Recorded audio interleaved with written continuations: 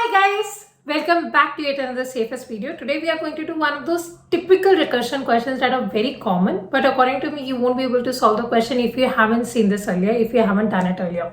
So it's a bit tricky and interesting, but once you do the question, once you understand this properly, you will be able to understand and you will be able to approach similar questions easily, because in this question there will be like people sitting in a circle. So once you understand this, the next time you see any similar question, you will be able to think in that direction.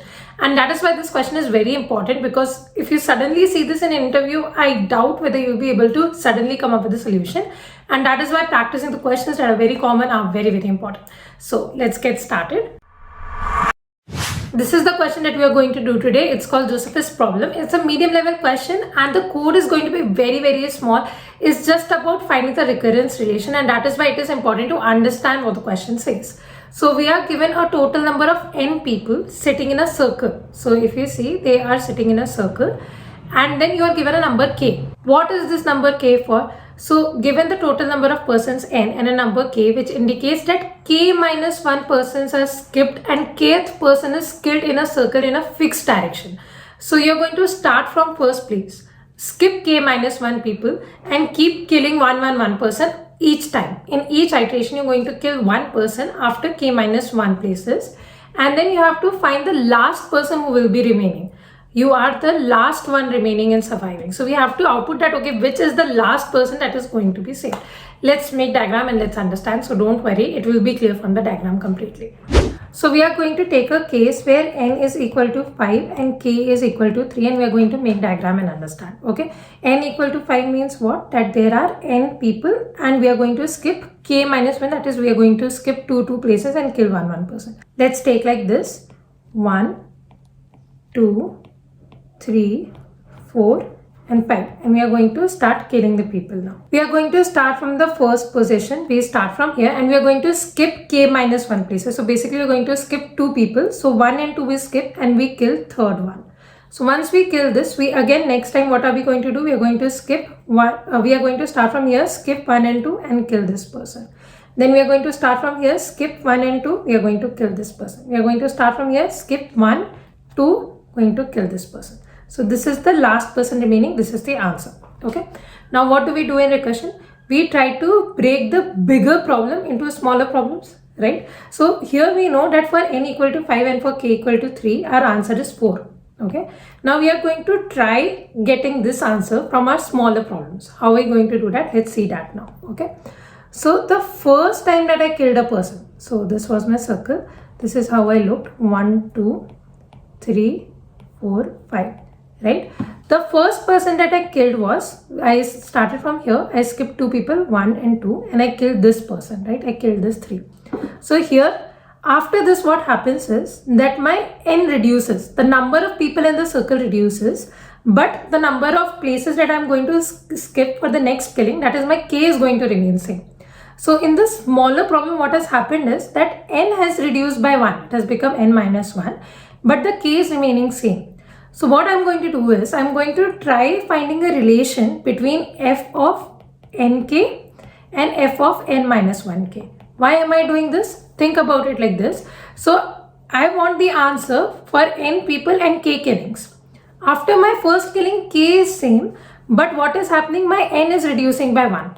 So what am I going to do? I am going to try to find a relation between f of n minus 1 and k. See, after I kill this person, I have 4 people remaining.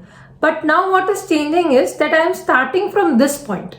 Earlier I was starting from first, now I am starting from here. So now suppose my circle looked something like this. I had only 4 people remaining. So this was 1, this was 2, this was 3 and this was 4. Suppose it was like this. So basically if you notice that I have put now the first person over here, the second corresponding to 5, the 3 corresponding to this and 4 corresponding to this. Because this person is now gone. I have just changed the numbering so that it is easier to understand that, okay, we are starting from the first position. Here actually we are going, the next iteration, we are going to start from 4. But I am taking an example, if suppose this was the first one, because if I have to consider f of n minus 1k, what means in the question it is given that I have to start from the first position. So suppose this is my new first position and I start from here, what is going to be the answer? Let's see. So I am going to start from here. Then I'm going to skip 2 places, 1, 2, and kill this person. Then start from here, skip 2 places, 1, 2, kill this person. Start from here, skip 2 places, 1, 2, kill this person. This person is remaining. And if you notice over here, this 1 was corresponding to 4 and 4 was our actual answer. See, let me explain this point. This is the most important point. Once you understand this, you'll be able to understand the entire question. See, when we had n equal to 5, k equal to 3, we did the try-run and we saw that in the end 4 is the person who is remaining. This is the safest person. We start the killing from 1. This is the person that is going to be saved in the end. This person is never going to die. Then what I did, I saw that after my 1 killing, after my 1 iteration, there are going to be n minus 1 people and still k is remaining same because my formula of killings is still same, right? So I am now going to try to find a relation of what happens if I start my killing over here, right? But in the question that it is given that, we have to start our killing from first position. So what I have done is I have transformed this circle to this circle to get the answer, right? So since I have transformed the circle, I have just changed the numbering. Rest everything is same. And see, I took the position such that it looks same. See, if we have any doubt at all, we will try to understand this once more. So what am I going to do? I'm going to do this try run for you once more so that you understand that how killings were happening. So initially we had like 5 people, 1, 2, 3, 4, 5. Okay. So we started killing. We started from first position. We skipped 2 people. We skipped 1, 2, then kill this person. Right. So then in this scenario, we ended up in this case actually. Why? Because this is how this question also looks. But now when I'm going to start killing, I'm going to start killing from here. Because I've killed this person, I'm going to start killing from here. So now this becomes my first position, right? So I skip this, and I kill this person. Then I skip this, I kill this person. I skip this, I kill this person. This is the last person remaining, right? So since I told you that this is my new sub-problem after 1 killing, so I'm going to see if I find the solution of this, can I find the entire solution, right? This is what we do in recursion. If we find an answer to a smaller problem, we find the answer to the bigger problem, right? We are dividing a bigger problem to simpler problems. That's why we are trying to come up with a relation with f of n minus 1k. That is after 1 killing. Right? So let's see how we can come up with the relation. See, my new numbering was 1, 2, 3, 4, right? And my original numbering was 4, 5, 1, 2. Why? See, in the place of 1, there is 4, right? So 1 is related to 4.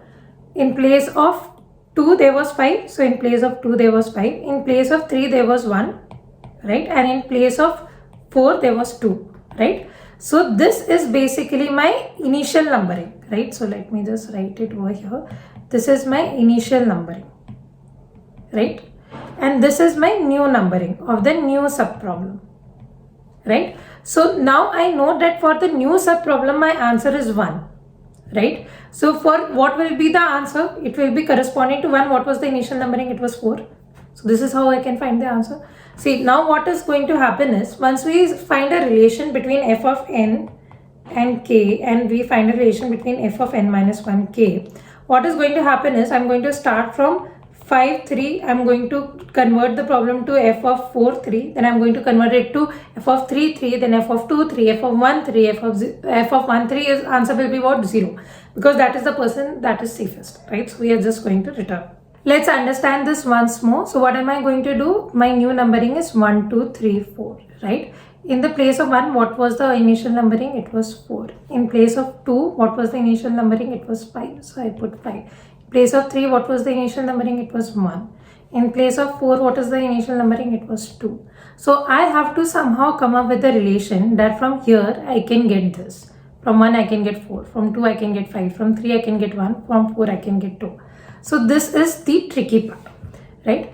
So basically this is the numbering for f of nk and this is the numbering for f of n minus 1k, right? Now what am I going to do is, I'm going to try finding the relation between these two.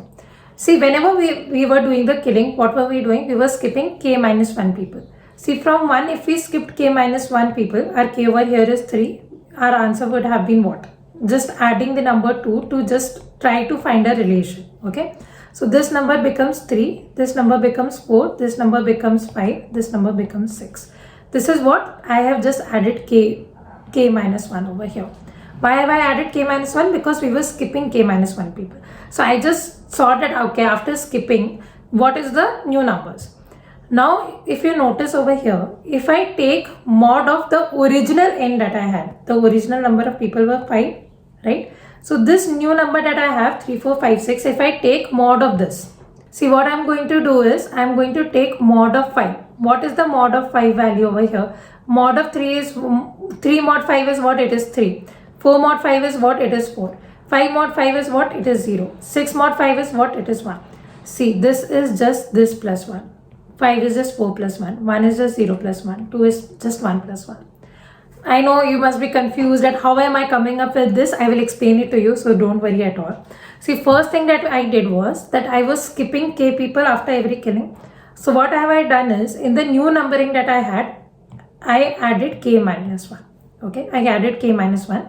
And then I had some n value. So basically I had this answer f of n minus 1k. I added k minus 1 to it. Why did I add? Because I was killing the person after k minus 1. So this much I understood. But once I added now, I saw that the numbers were going actually greater than n, because it's a circle, right? So what will happen? I will start from here, and then after 5 again I have to come back to 1. See, so here after 5, because we have to come back to 1. So whenever we have to like go from 5 to again 1, what will we do? We will do mod n, right? See, why am I doing mod n? See, once you go from 5 plus 1 and you take mod 5, obviously you're going to have 1 only, na? And that is what we want. Similarly, suppose we had like 5 plus 2 mod 5, right? Suppose from 5 we were going 2 places. Our answer would have been 2. And this is the point that is going to help you in all the circular problems, that whenever you have to go from like 5 to 1 or 5 to 2, what you have to do is just take mod. Okay, because whatever bigger number was there, suppose our circle had like 6, and from 6 we had to go to 1, right? So what would we do is that 6 plus 1 mod 6, right? So in that we will end up having 1 only. So this is the important point for all the circle problems, that whenever you have to go from the largest number to the smallest number, you just take mod of the number of the elements that you're dealing with and you will have your answer, right? So here what am I going to do? I'm going to take mod n, and then we saw that, okay, now relation is of plus 1. Then what? This is equal to f of nk. And this is our recurrence relation, and this is what we are going to just, this is like one liner code, and we are going to find our answer. So this is the recurrence relation that we have. We are breaking a bigger problem to simpler problems, right? So what we are going to do is, we are going to find the answer of f of 5, 3 by using f of 4, 3, then by using f of 3, 3, then f of 2, 3, then f of 1, 3. But see, we can keep on going like this. We have to stop somewhere. This is our base condition, right?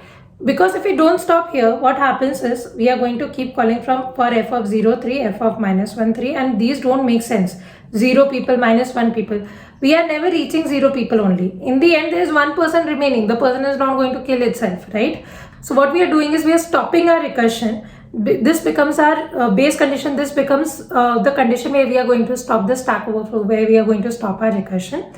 So whenever there is only 1 person remaining, we are going to return back the person, right? So if there is only 1 person remaining, we know that the index of the person is 1. We are starting from the first position. So we are just going to return 1 from there. See, the code is one liner only. So let's quickly revise what we have done till now. To properly understand, what I highly recommend you to do is to draw the recursive tree, to draw the recursive stack, and understand that, okay, how the values are being passed, what are the values that are being passed, how are we making the bigger problem to smaller problem. You'll be able to understand it, how we are using the answers of the smaller problem to the bigger problem. Okay, so initially what did we do?